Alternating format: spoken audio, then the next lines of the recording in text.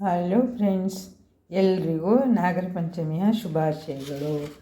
ವರ್ಷದ ಮೊದಲ ಹಬ್ಬ ನಾಗರ ಪಂಚಮಿ ಬಂದೇ ಬಿಟ್ಟಿದೆ. ಈ ನಾಗರ ಪಂಚಮಿಗೆ ಎಲ್ಲರೂ ಮಾಡುವಂಥ ಒಂದು ಉತ್ತಮವಾದ ತಿಂಡಿ ಅಂದರೆ ಸ್ವೀಟ್ ತಿಂಡಿ ಅಡುಗೆ ಅಂದರೆ ಅರಿಶಿನ ಎಲೆಯಲ್ಲಿ ಮಡಚಿದ ತಿಂಡಿ. ಈ ಥರ ಫ್ರೆಶ್ ಆಗಿ ಅರಿಶಿನ ಎಲೆಯನ್ನು ತಗೊಂಡಿದ್ದೇನೆ. ಇದನ್ನು ಹೇಗೆ ಮಾಡೋದು ಅಂದರೆ ನೀವು ಗಮನಿಸ್ಬೋದು ನೋಡಿ. 2 ಲೋಟ ಕುಚ್ಚಲಕ್ಕಿಗೆ ನಾನು 2 ಲೋಟ ಬೆಳ್ತಿಗೆ ಅಕ್ಕಿಯನ್ನು ತಗೊಂಡಿದ್ದೇನೆ. ಸಮ ಪ್ರಮಾಣದಲ್ಲಿ ತಗೊಂಡೆ. ನಮ್ಮಲ್ಲಿ ರೇಷನಲ್ಲಿ ಸಿಗುವ ಬಿಳಿ ಅಕ್ಕಿ ಇದ್ದರೂ ಆಗ್ಬೋದು, ಅಥವಾ ಬೆಳ್ತಿಗೆ ಮತ್ತು ಕುಚ್ಚಲಕ್ಕಿಯೂ ಆಗ್ಬೋದು. ಈ ಥರ ಸಮ ಪ್ರಮಾಣದಲ್ಲಿ ನಾನು ತಗೊಂಡಿದ್ದೇನೆ. ಗ್ರೈಂಡ್ರಿಗೆ ಹಾಕಿ ಕಡಿತಾ ಇದ್ದೇನೆ. ಅದು ಮಿಕ್ಸಿಯಲ್ಲಿ ಅಷ್ಟು ಚೆನ್ನಾಗಿ ನೈಸ್ ಆಗೋದಿಲ್ಲ. ಸಾಧ್ಯ ಆದಷ್ಟು ಗ್ರೈಂಡ್ರಿಗೆ ಹಾಕೋದು ಒಳ್ಳೆಯದು.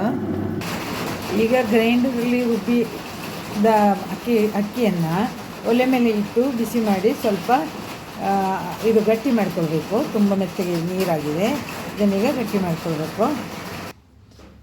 ಈಗ ಚೆನ್ನಾಗಿ ದಾಣಿಯಲ್ಲಿ ಹೀಗೆ ಮಾಡಿದಾಗ ಇದು ಅಡಿಯಿಂದ ಬಿಸಿಗೆ ಗಟ್ಟಿ ಆಗ್ತಾ ಬಂದಿದೆ. ಈಗ ಇದನ್ನು ಪುಂಡಿ ಆಕಾರದಲ್ಲಿ ಪುಂಡಿ ಮಾಡುವ ಹಾಗೆಯೇ, ಆದರೆ ಪುಂಡಿಯ ಹಿಟ್ಟನ್ನು ನಯವಾಗಿ ಕಡಿಯೋದಿಲ್ಲ, ಇದು ನಯವಾಗಿ ಕಡಿದಿದ್ದೀನಿ. ಇದನ್ನು ಇನ್ನು ಪುಂಡಿ ಆಕಾರದಲ್ಲಿ ಮಾಡಿಕೊಳ್ಬೇಕು. ಈಗ ನಾನು ಅಕ್ಕಿ ಹಿಟ್ಟನ್ನು ಈ ಥರ ಉಂಡೆ ಮಾಡಿಟ್ಟಿದ್ದೇನೆ. ಇದನ್ನು ಸಣ್ಣ ಸಣ್ಣ ಗಾತ್ರದಲ್ಲಿ ಮಾಡಿಕೊಳ್ಬೇಕು. ಹಾಗೆಯೇ 1 ಅಚ್ಚು ಬೆಲ್ಲವನ್ನು ತುರಿದಿಟ್ಕೊಂಡಿದ್ದೇನೆ. 1 ತೆಂಗಿನಕಾಯಿಯನ್ನು ಹೀಗೆ ತುರ್ಕೊಂಡಿದ್ದೇನೆ. 4 ಏಲಕ್ಕಿಯನ್ನು ಪುಡಿ ಮಾಡಿಟ್ಕೊಂಡಿದ್ದೇನೆ. ಇಡ್ಲಿ ಮಡಿಕೆಗೆ ನೀರು ಹಾಕಿ ಪಾತ್ರೆಯನ್ನು ಇಟ್ಕೊಂಡಿದ್ದೇನೆ. ಹಾಗೆ ರೋಟಿ ಮೇಕರ್ ಮಣೆಯನ್ನು ತಗೊಂಡಿದ್ದೇನೆ. ಅದಕ್ಕೆ ನಾನು 2 ಪ್ಲಾಸ್ಟಿಕ್ ಹಾಳೆಗಳನ್ನು ಸೈಜಿಗೆ ಕಟ್ ಮಾಡಿ ಇಟ್ಕೊಂಡಿದ್ದೇನೆ. ಈಗ ಈ ಎಲೆಗಳನ್ನು ದೊಡ್ಡದಾಗಿದೆ ಎಲೆ, ಒಂದು ಎಲೆಯಲ್ಲಿ 2 ಹಿಟ್ಟನ್ನು ಮಾಡ್ಬೋದು. ಈ ಎಲೆಯನ್ನು 2 ಪೀಸಾಗಿ ಮಾಡಿಕೊಳ್ತೇನೆ. ನನಗೆ ಎಷ್ಟು ಬೇಕು ಅಷ್ಟು ಆಗಲಿಕ್ಕೆ ಉದ್ದಕ್ಕೆ ಮಧ್ಯದಿಂದ ಕಟ್ ಮಾಡಿಕೊಳ್ತೇನೆ. ನೋಡಿ, ಈ ಥರ ರೊಟ್ಟಿಯನ್ನು ಒತ್ತಿ ಇದ್ರ ಮೇಲೆ ಅರಿಶಿನ ಎಲೆಯ ಮೇಲೆ ಇಟ್ಕೊಂಡಿದ್ದೇನೆ. ಈಗ ಇದಕ್ಕೆ ಮಿಕ್ಸಿಂಗ್ ಮಾಡಿದ ತೆಂಗಿನಕಾಯಿ ಮತ್ತು ಬೆಲ್ಲದ ಹೂರಣವನ್ನು ಹೀಗೆ ಹಾಕ್ಕೊಳ್ತೇನೆ. ನಮಗೆ ಸ್ವೀಟು ಜಾಸ್ತಿ ಬೇಕಿದ್ರೆ ಬೆಲ್ಲ ಜಾಸ್ತಿ ಹಾಕ್ಕೊಳ್ಬೋದು. ಇದನ್ನು ನೋಡಿ ಹೀಗೆ ಸೈಡನ್ನು ಈ ಥರ ಹಾಕ್ಕೊಳ್ತೇನೆ. ಸೆಕೆ ಇಲ್ಲದೆ ಬಿಡಬಾರ್ದು ಅದಕ್ಕೆ. ಈಗ ನೀರು ಹಾಕ್ಕೊಂಡ ಮಡಿಕೆಯಲ್ಲಿ ಹೀಗೆ ಇಟ್ಕೊಳ್ತೇನೆ. ಇದನ್ನು ಸೆಕೆಯಲ್ಲಿ ಆಮೇಲೆ ಬೇಯಿಸೋದು.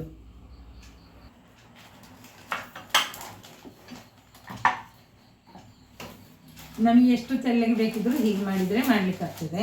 ಕೆಲವರು ಇದನ್ನು ಈ ಥರ ಬಿಸಿ ಮಾಡಲಿಕ್ಕೆಲ್ಲ ಹೋಗೋದಿಲ್ಲ. ಹಾಗೆಯೇ ಕೈಯಲ್ಲೇ ಎಲೆಯ ಮೇಲೆ ಎಣ್ಣೆ ತಟ್ಟಿಕೊಂಡು ಅದಕ್ಕೆ ಎಲ್ಲ ಬೇಕಾದ ತೆಂಗಿನಕಾಯಿ ಹೂರಣವನ್ನು ಹಾಕ್ಕೊಳ್ತಾರೆ. ನಾನು ಈ ಥರನೇ ಮಾಡೋದು. ನೀವು ಹೇಗೆ ಮಾಡ್ತೀರಾ ಅಂತ ಕಮೆಂಟ್ ಮಾಡಿ. ನೋಡಿ, ಇದೇ ಥರ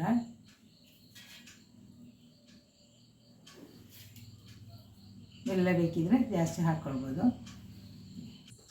ಈಗ ಹಿಟ್ಟೆಲ್ಲ ಮಾಡಿಟ್ಟಿದ್ದೇನೆ. ಇದನ್ನು ಸೆಕೆಯಲ್ಲಿ ಬೇಯಿಸ್ತೇನೆ. ನಾನು 1-2 ಹಿಟ್ಟನ್ನು ನಾನು ಬಾಳೆಲೆಯಲ್ಲಿ ಕೂಡ ಮಾಡಿದ್ದೇನೆ. ಅದು ಹೇಗೆ ಮಾಡೋದು ಅಂತ ಆಮೇಲೆ ಹೇಳ್ತೇನೆ.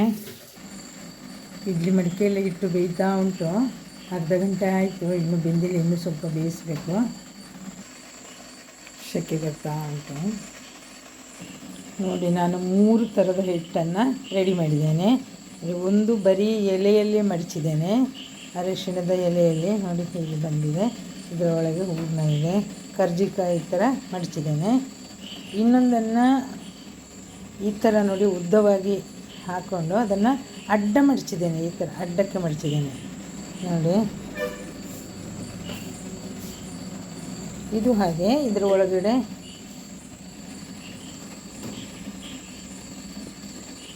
ಹೂರಣ ಇದೆ ನೋಡಿ. ಇದರ ಒಳಗಡೆ ಹೂರಣ ಇದೆ. ತಿನ್ನಲಿಕ್ಕೆ ಕರ್ಜಿಕಾಯಿ ಥರ ಚೆನ್ನಾಗಿರ್ತದೆ. ಹಾಗೆ ಇನ್ನೊಂದು ಥರ ಮಾಡಿದ್ದೇನೆ. ಎಲೆ ಸ್ವಲ್ಪ ಇದ್ದರೆ